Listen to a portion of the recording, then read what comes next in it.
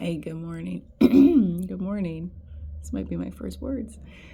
This is A Course in Miracles. Lesson 134. Let me perceive forgiveness as it is. It says, let me perceive forgiveness as it is. It's kind of circling back on this idea of forgiveness, but oh my God, the language in this is kind of awful.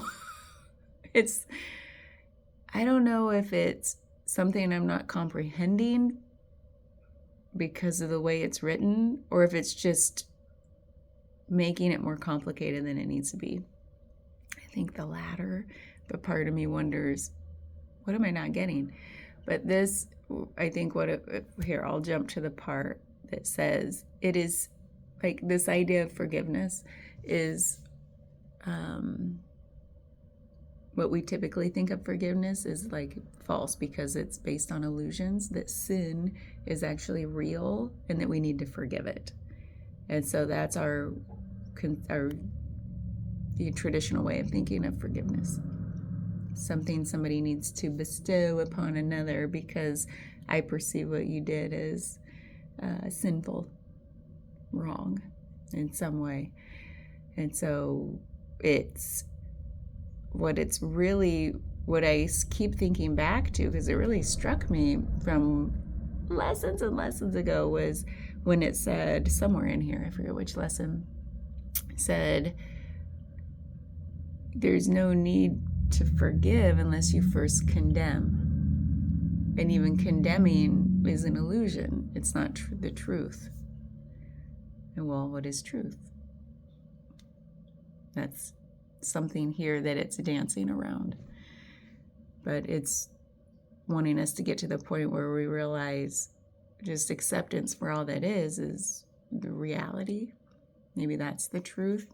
So if you first don't condemn, meaning I'm going to accept everything as it is, then there's no need for me to forgive. What am I forgiving anyway? It's all an illusion. Now you might say, well, how do we, if there's no such thing as, like, well, what about people who do wrong in the world and hurt people? And, well, don't they do that against themselves? And if all this book is really coming down to is dissolution of the self and unity with oneness, and that realization of oneness, then when you do something hurtful, you're hurting yourself too. And who's the one to bestow forgiveness? Like, it's all very confusing at that point to me. So this, first of all, it says, it is sin's unreality that makes forgiveness natural and wholly sane, WHOLLY, sane. A deep relief to those who offer it, a quiet blessing where it is received.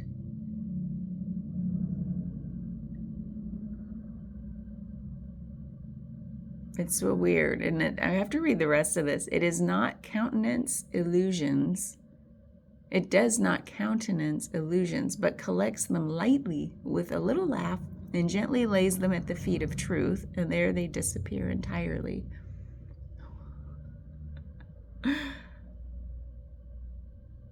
The illusions, it's like there's no need.